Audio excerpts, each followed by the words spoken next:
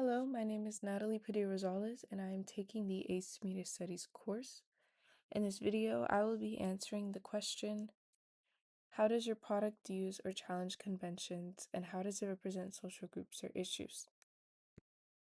So to begin, my media product is a thriller film opening that focuses on themes of betrayal, trust, and suspense. So to summarize, the narrative follows a teenage girl who is preparing for a date when she receives an anonymous message revealing that her close friend has been secretly involved with her boyfriend. As the story progresses, the protagonist becomes uneasy and the film leads to a series of suspenseful events. So our target audience for this product is primarily female teens ages 16 through 25, considering the fact that the themes of friendship, relationships, and betrayal are highly relatable for this specific age group. So in terms of genre conventions, thriller films tend to follow conventions that help create suspense and tension for the audience. So these conventions commonly include dark lighting, suspenseful music, close-ups, wide shots of emotional reactions, and or mystery, danger, and plot. So there are many successful thrillers that include these conventions, such as Gone Girl, which is a thriller film, and also Get Out, which is also another thriller film. And these films use these techniques to create an unsettling atmosphere, and they also maintain audience engagement. Another important convention of the thriller genre is the presence of mystery or unanswered questions. So, this also keeps viewers curious and encourages them to continue watching the film. So, when creating my product, I intentionally used several of these conventions so that the audience would clearly recognize it as a thriller. So, for instance, um, when linking back to my opener, several examples like when Natalie, the protagonist, and her friends have a close up shot of their emotional expressions as Natalie received the anonymous message. So, Natalie's friends feel empathy for her, as well as the suspenseful music as Natalie is walking through the hallway. So, the music and sound that we decided to use is an eerie sound and also a non-diegetic sound of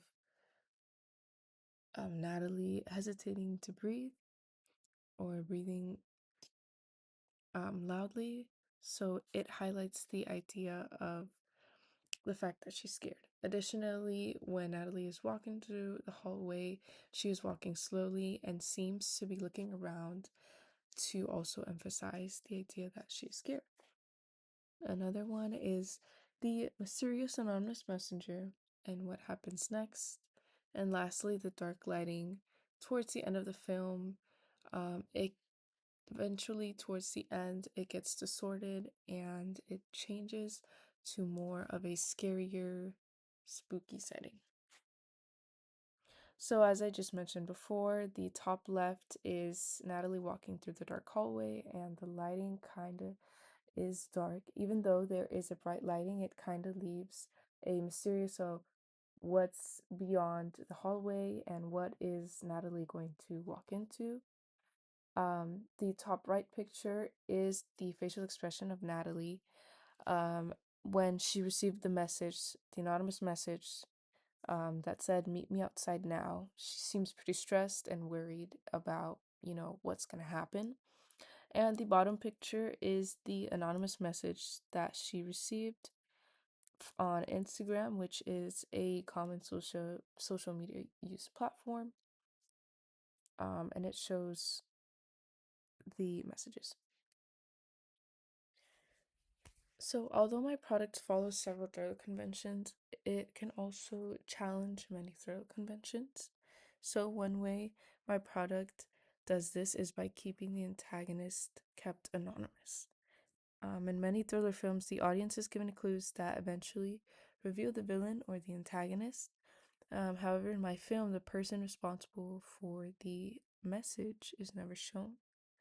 So, this helps maintain tension in the film and it encourages the audience to imagine what might happen next. um, in the film. Another way it challenges conventions is by focusing on emotional and psychological danger rather than the immediate physical danger. Many thrillers tend to begin with action, crime, or violence, but my film builds suspense through the emotional impact of betrayal between friends, specifically close friends. Another way my product challenges conventions is through its ordinary or relatable settings. So thrillers often normally take place in dark or extreme locations like alleyways, but my story occurs in a normal everyday environment. So like in a room with makeup and a mirror. So this tends to make the situation feel more realistic and relatable for the audience. And lastly, the use of sound rather than visuals leaves the moment unresolved, and it also encourages the audience to imagine what might happen next. So by doing this, the product creates suspense through ambiguity rather than providing a clear resolution. In terms of representation and media language, my product primarily represents teenagers, specifically teenage girls, and attempts to portray them in a very realistic and relatable way. In some forms of media, teenage girls are often represented through stereotypes such as being overly dramatic, superficial, or hard to get along with. However, my product challenges this by showing the protagonist experiencing genuine emotional conflict and vulnerability after discovering the betrayal. In terms of social groups, my product contributes to the inclusivity in terms of race and ethnicity backgrounds. The protagonist is seen as a Hispanic teenage girl, and her friends, which are the side characters, are seen as Black teenage girls. So, again, this shows on screen visibility for women of color and it contributes to the inclusivity, which challenges many stereotypes in media of the fact that Black women and Hispanic women, or Black women and white women, do not get along together. According to the Boomers Representational Case Study, this explains that media representations are often constructed through selective choices made by creators. So these choices influence how audience perceive particular social groups. Additionally, the use of our scene, including costumes, setting, and camera techniques, also reinforce this representation. For example, the characters in the film are wearing pajamas, and this reflects how real female teenagers dress as they're getting ready to go out. Specifically, when choosing the color for the pajamas and our props, we decided to go with a color scheme of pink, red, and cream. The reason as to why Natalie, the protagonist, is wearing red, as unlike the side characters, which are her friends, is because we want red to represent two meanings. The first meaning is to represent love. It represents the fact that Natalie is getting ready to go on a date with her boyfriend, which also explains the prop that is seen on the bottom right, the prop of the bouquet of roses. And roses also symbolize love, and it is a common flower that is gifted when it comes to romantic things. And the second meaning is the anger that Natalie feels as she gets betrayed by her close friend as well and her boyfriend. In terms of setting, it is also very relatable and familiar. The setting includes a modern teenage girl room filled with makeup, a vanity mirror, perfume, and this realistic environment helps the audience feel that the situation could happen in real life. The idea that Natalie and her friends are sharing the makeup that is on the table shows the connection and highlights the friendship that they have in the film. Lastly, the use of our camera techniques.